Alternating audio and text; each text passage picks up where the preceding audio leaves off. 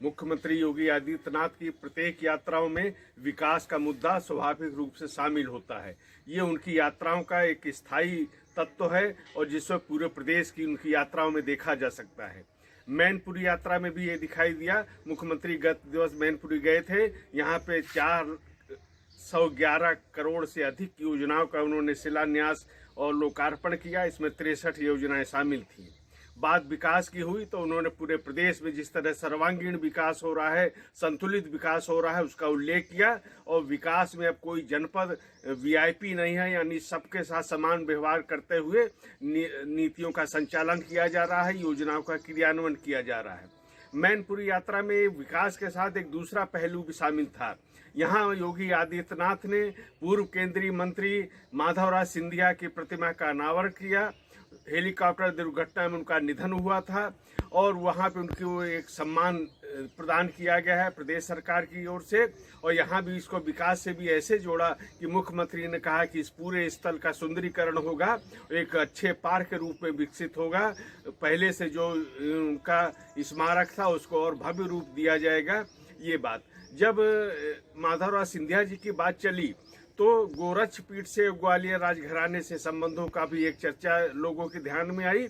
तो मुख्यमंत्री योगी आदित्यनाथ ने और ज्योतिरादित्य सिंधिया जो उस कार्यक्रम में थे उन्होंने इसका उल्लेख भी किया कि वहाँ पर संबंध बहुत सदियों पुराने हैं। 18वीं शताब्दी में जो ग्वालियर के महाराज थे उन्होंने आक्रांताओं के से जो भूमि छीनी थी और जिस पे अधिकार किया था उसको देखते हुए, उनके शौर्य को देखते हुए जो गोरखपीठ के उस समय के श्री महंत थे उन्होंने श्रीनाथ की उपाधि उन राजा महाराज जी को दी थी।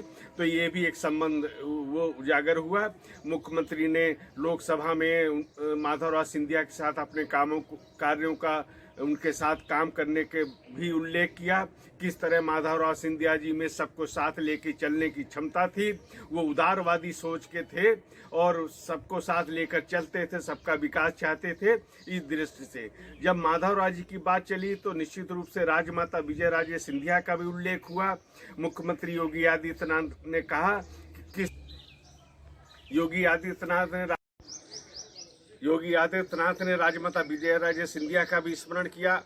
वो उत्तर प्रदेश उनकी कर्मभूमि में रही, जन्मभूमि रही और यहाँ से लेकर पूरे देश की वो में उनका कार्य क्षेत्र था।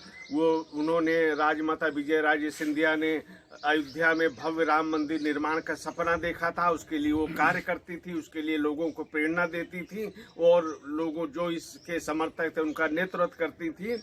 उनका ये राजमाता विजयराजे सिंधिया का सपना अब साकार हो रहा है। अयोध्या में भव्य श्री राम मंदिर का निर्माण अपने पूरा होने को है। तो इस प्रकार जो मैं कहने का उद्देश्य ये था कि मुख्यमंत्री योगी आदित्यनाथ विकास के साथ साथ अन्य भी इस विषयों पर ध्यान देते हैं और इस तरह प्रदेश की जो विकास यात्रा है वो आगे बढ़ रही है।